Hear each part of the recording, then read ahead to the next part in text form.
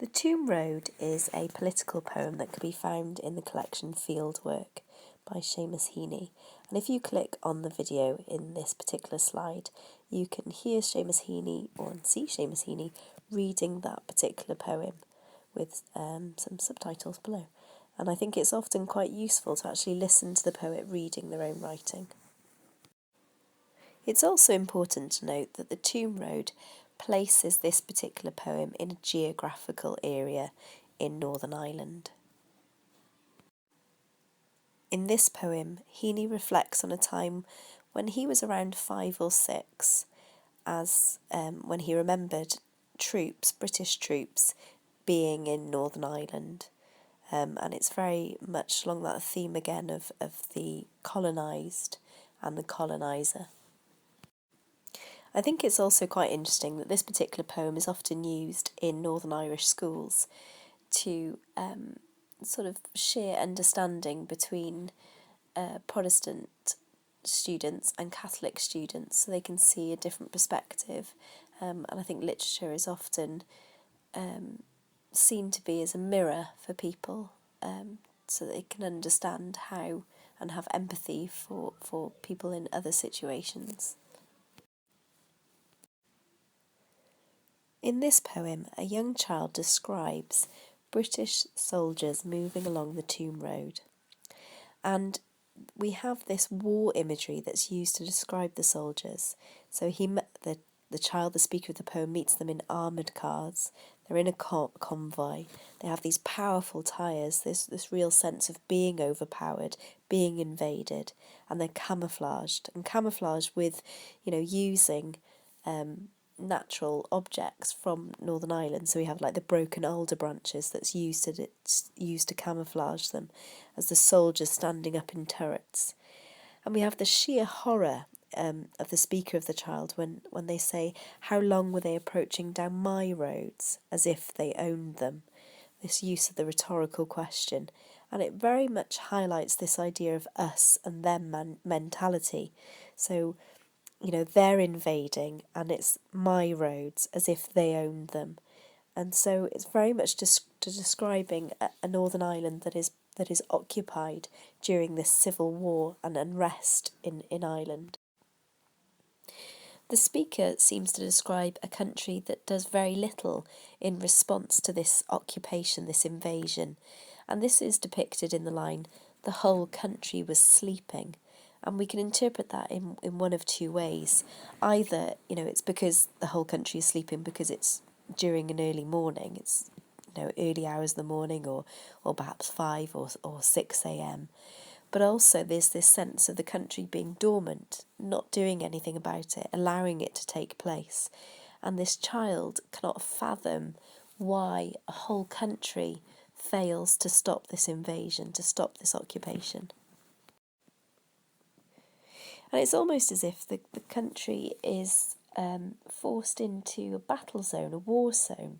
So taking away from the natural world, the natural sense of Northern Ireland. So it says about, "I had rights of way, fields, cattle in my keeping, tractors hitched to buck rakes in open sheds, silos, chill gates, wet slates, the greens and reds of outhouse roofs."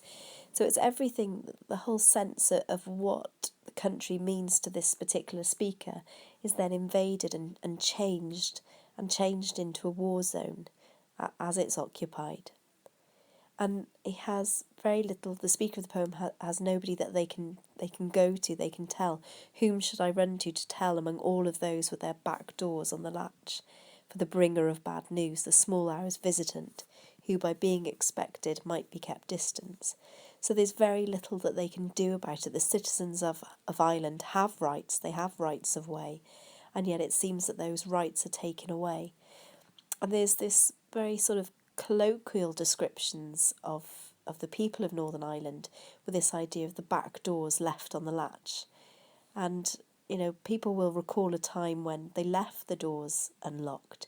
And certainly it makes reference here to the back doors on the latch for the bringer of bad news. So you'd have the people that you didn't know who might knock on the front door, but the people that you did know, the bringer of bad news that would come through the back door. That small hours visitant, who by being expected might be kept distant. And so there's this way of, perhaps if you knew that they were coming, you might be able to keep them at bay, and yet they can't do that. They're powerless, and you have this real sense of conflict, but also of power and loss of power. As I think it's also important to note that during the Troubles in Northern Ireland, you would have had people who would have been taken and killed at night. So the fact that you have them at the back door in the small hours of the morning as well is making reference to that. In the phrase sowers of seed and erectors of headstones, I think sowers of seed makes reference to people who are making plans, and erectors of headstones are people perhaps on either side, whether they are Protestant or Catholic, who are responsible for death. And then we have this reference, this phrase with "O charioteers," and I think that is glorifying war in a way, but also making reference there to Roman rulers, in a similar way that we saw in the poem Oysters with "O charioteers." So it's a reference there to Rome and to the colonisers.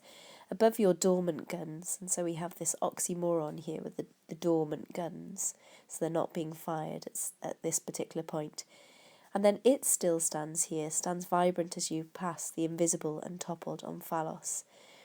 That is making a reference there to Ireland itself. So Omphalos is meaning the Greek word hub, but also making reference to a superpower and being at the centre of things. And it's untoppled. So even after 1,000 years of conflict, Ireland still remains. It's still there. And there are a number of ways of reading that. Either you cannot conquer Ireland, so it can no matter how much you try, it will still remain unconquered and will still remain. Or it's making a reference, I suppose, to the insignificance of people. So no matter how much this conflict exists between the British and the Irish, Ireland will still remain long after long after your existence, long after you've been here. And it's also seeing Ireland, I think, as a resistance to authority. Finally, I think we can see the Toome Road as a poem that is defiant, that is opposed to rule, and that won't be ruled, and remains as a great country despite conflict. In your exam, you will need to make reference to context.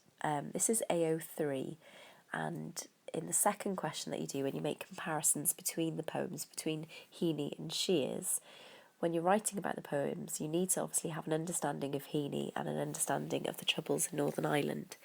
So if you have a look at the link that I've put in this particular slide, it's a link to the BBC, which will take you to a history of the Troubles in Northern Ireland, and it's worth exploring that so you have a real understanding, so that you can make an informed reference to the context when you're writing about it for AO3 in your examination. Okay, thanks.